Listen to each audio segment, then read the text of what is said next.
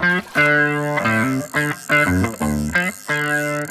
we're down at Crescent High School, down in the southern part of Anderson County, and recently 3 of their anglers from the high school fishing team have been recognized statewide. Tell me about your earliest memories of fishing.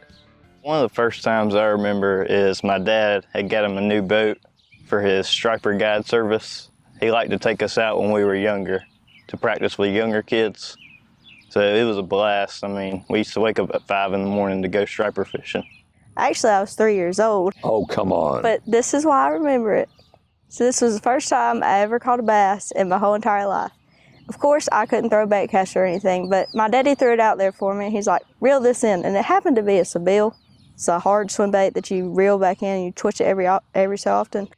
Well, I was just reeling it because I didn't know what twitching meant when I was 3. And then I thought that I was hung on something. And my daddy's like, what do you got? And I said, I don't know. And then I started reeling it in. And all of a sudden, it's a 5-pound largemouth. And I'm like, wow, okay. So that was really like a starting point for me, I think. Did you keep that fish? I did. It's on my wall at home. My cousin had just bought a boat, and he was like, let's go fishing. I was like, well, something I ain't never really done a whole lot of because I didn't have that background real early on. We went to Lake Russell, and that was probably one of my better days on Lake Russell. I mean, it seemed we caught fish all day long. And that kind of turned it around for you. Yeah, that was like, this is pretty fun. This is awesome. I mean, getting to see the sunrise and just that whole first experience in the outdoors, so to say, is kind of what hooked me. It's like, all right, I like this. Let's keep doing it. So your dad's in the business. He is. What does that mean? What does he do? So he actually takes groups of people striper fishing on Lake Cartwell. So he has his own center console, and you meet him at Lake Cartwell Fishing and Marine, and he'll take you down to go fishing on the lake. And he's been doing that for a long time. So you grew up around that. Yes, sir. Going with him, is that when you caught your first fish that you can remember? Yes, sir. So I was probably about 8 or 9 years old. It's not my first ever fish, but it's the first bass I remember catching on a bait caster. Just as learning how to throw one. Seen some fish schooling. Completely wrong bait on. Threw it out there and caught one. My grandparents were on the boat. It was a cool experience. Before I was born, my daddy and my uncle, along with some of their friends, used to fish the opens. So I basically have been born into the sport. So you grew up around it. Fishing was nothing new to you. Then you got into middle school. Yep. And you became a member of the team. I did. Was there ever any doubt that you would do that? No, there wasn't. So actually, the first time I heard about Crescent having a team was through Palmetto Boat Center, because that's where we bought one of our boats from. My mom's actually the nurse at the middle school, and like I'd kind of heard about it, and here time come, I was a 6th grader, I could join it, and I said, all right, we got to go to the meeting, we got to go. Mama, don't forget the meeting's tonight. My brother was actually on it before I was, so I heard about it from him. The first seasonal meeting has started, and they were trying to figure out partners for everybody. Everybody else had a partner. I was just sitting there, didn't have one. I walked in, and I was like, well, I don't have a boat. I don't know what I'm going to do, but, I mean, surely something will work out, and that's when I met Caleb. And then Luke comes up to me, he's like, hey, I don't have a partner either. Do you want to partner up? I was like, yeah, that'll work. And then we've been partners ever since. What is there about you and your partner that makes for a good team? I honestly just think that we've kind of grew up together, and we've spent a lot of time together because it was just we're always so used to being cramped beside each other, and that's just, I taught myself how to cast left-handed, and Caleb would always be on my right side, and that we kind of read each other and we understood. For example, when this past tournament we fished Murray, I seen one coming up schooling. My rod was messed up. I couldn't make a cast.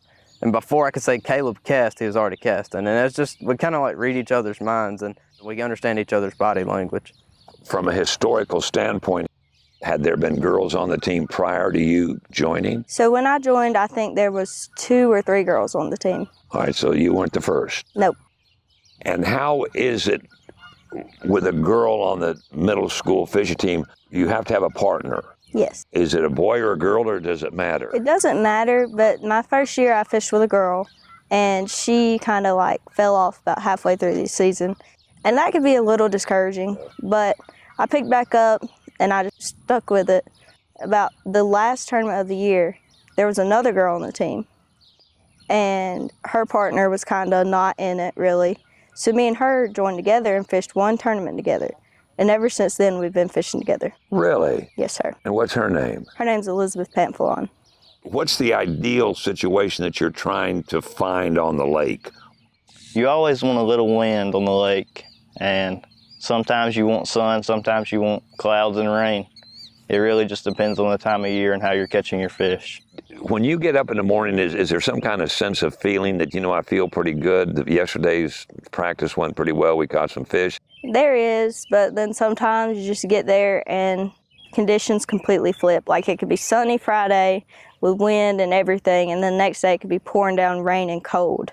And those split-second decisions is what you have to focus on the day of the tournament if that happens.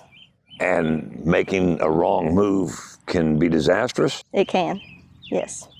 Who's the captain of your boat? My dad. Does that work out pretty well? We butt heads a little bit. Who wins? Well, I don't know. I mean, if you say we need to go over here and fish, and he says we need to go over there and fish, I win with that situation. Yeah, because you're the angler. You've got to decide. So back in 6th grade, we fished out of my papa's boat. He was our boat captain. We'd meet at his house the night before.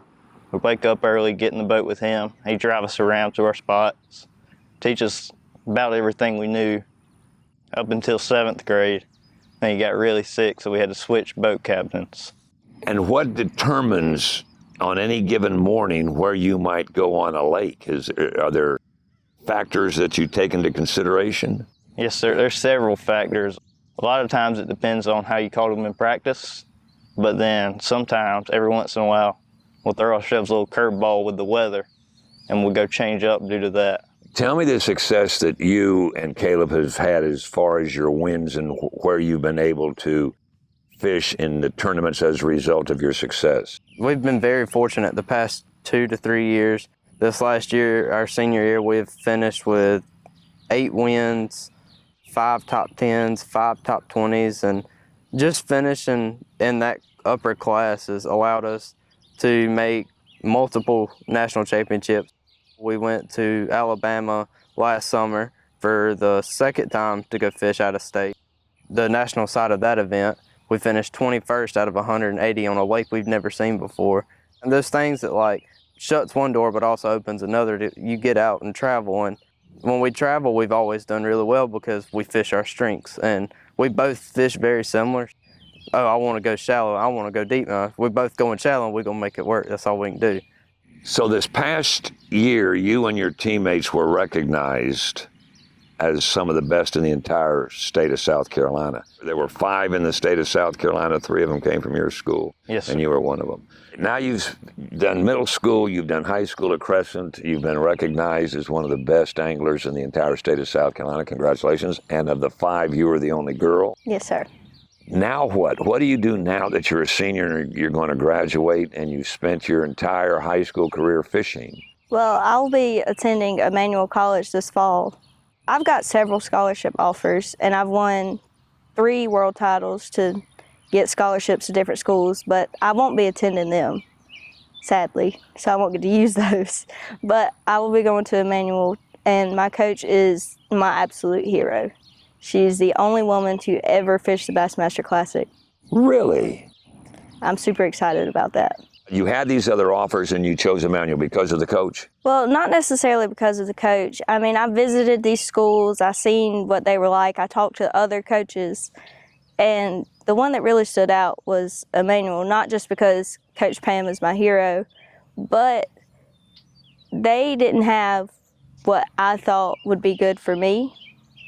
Because a lot of schools, when you start your freshman year, you don't get to fish a lot of tournaments. You're not guaranteed to fish. But like at Emmanuel, at other small schools, you're definitely... Day one, you're in the water. Yep. Next year, I'll be fishing for the University of South Carolina Union. There are people that are going to listen to this and say, wait a minute, he's getting a college scholarship to fish. But that's becoming a pretty common thing, isn't it? Talk about that. Yeah, I think me and Luke together received scholarships from about 3 or 4 different schools.